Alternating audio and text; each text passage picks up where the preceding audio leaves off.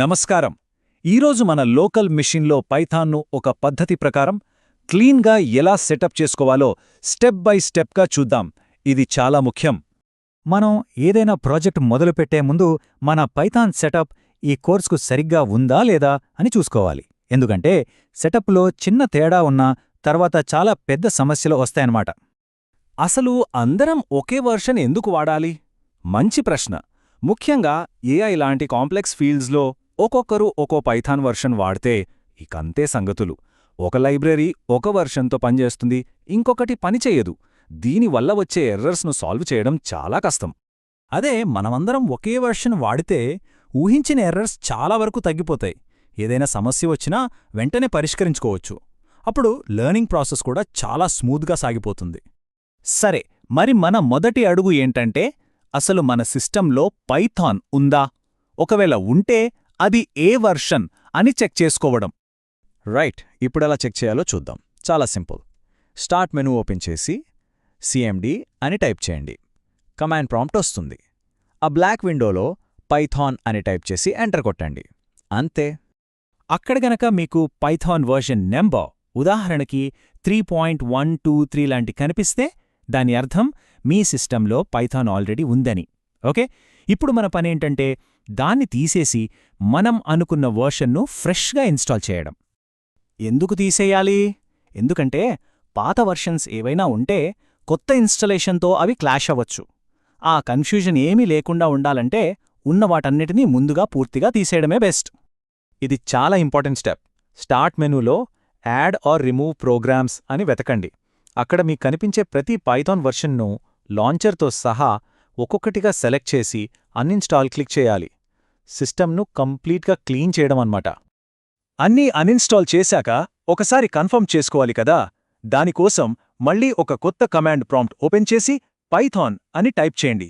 ఈసారి అది Python version చూపించకుండా నేరుగా మైక్రోసాఫ్ట్ స్టోర్కి తీసుకువెళ్తుంది.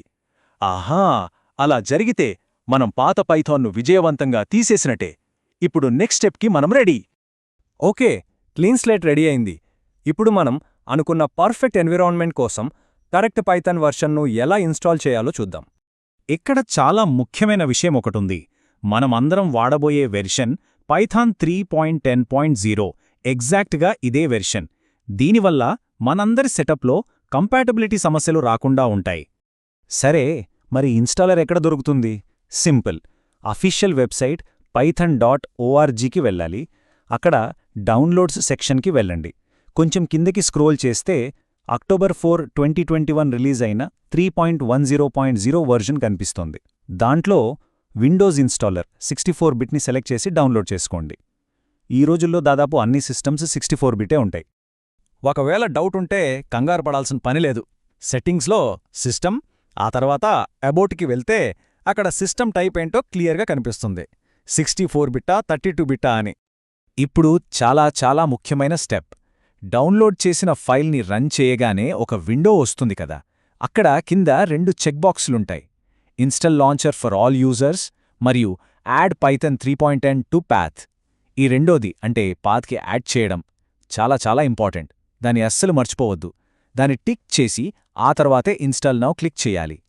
ఇన్స్టాలేషన్ అయిపోయాక చివర్లో డిజేబుల్ పాత్ లెంత్ లిమిట్ అనే ఒక ఆప్షన్ కనిపించొచ్చు. కనిపిస్తే దాన్ని క్లిక్ చేయడం చాలా మంచిది. దీనివల్ల భవిష్యత్తులో పెద్ద ప్రాజెక్టులు చేసేటప్పుడు ఫైల్ పాత్ చాలా పొడవుగా ఉందని వచ్చే ఎర్రర్స్ని అవాయిడ్ చేయొచ్చు. అద్భుతం! ఇన్స్టలేషన్ పూర్తయింది. ఇప్పుడు ఫైనల్ స్టెప్ అంతా మనం అనుకున్నట్టు పనిచేస్తుందా లేదా అని వెరిఫై చేసుకోవడం. మళ్ళీ ఒక కొత్త కమాండ్ ప్రాంప్ట్ ఓపెన్ చేసి పైథాన్ అని టైప్ చేయండి. ఇప్పుడు చూడండి, పైథాన్ 3.10.0 అని వచ్చిందా? వచ్చిందంటే కంగ్రాట్స్, మన సెటప్ సక్సెస్ అయింది. సరే, ఇన్స్టలేషన్ అయితే అయ్యింది. ఇప్పుడు ఓ చిన్న టెస్ట్ రన్ చేసి చూద్దాం. ఎప్పుడైనా సరే ఏదైనా సరిగ్గా పని చేస్తుందో లేదో చూడాలంటే మన క్లాసిక్ హెలో వరల్డ్ ప్రోగ్రామ్ ఉంది కదా. ఒక చిన్న ఫైల్ test.py అని క్రియేట్ చేసి దాంట్లో ప్రింట్ హెలో వరల్డ్ అని రాయండి. ఇప్పుడు టెర్మినల్లో పైథాన్ test.py అని రన్ చేయండి. అవుట్పుట్లో హెలో వరల్డ్ అని వచ్చిందా? సూపర్! మన సెటప్ పర్ఫెక్ట్గా పనిచేస్తోంది. ఒక చిన్న విషయం గుర్తుపెట్టుకోండి. కొన్నిసార్లు pytest.py కమాండ్ పనిచేయకపోవచ్చు. అలాంటప్పుడు కంగారు పడకుండా pytest.py అని ట్రై చేయండి. ఏదో ఒకటి ఖచ్చితంగా పనిచేస్తుంది. ఇలాంటి చిన్న చిన్న విషయాలు తెలుసుకోవడమే లెర్నింగ్లో భాగం. సరే, మన సిస్టమ్ ఇప్పుడు సిద్ధంగా ఉంది. ఇక కోడింగ్ మొదలుపెట్టి కొత్త విషయాలు నేర్చుకొని అద్భుతాలు సృష్టించడానికి దారి క్లియర్ అయింది. మరి సిస్టమ్ అయితే రెడీ. మరి మీరు రెడీనా?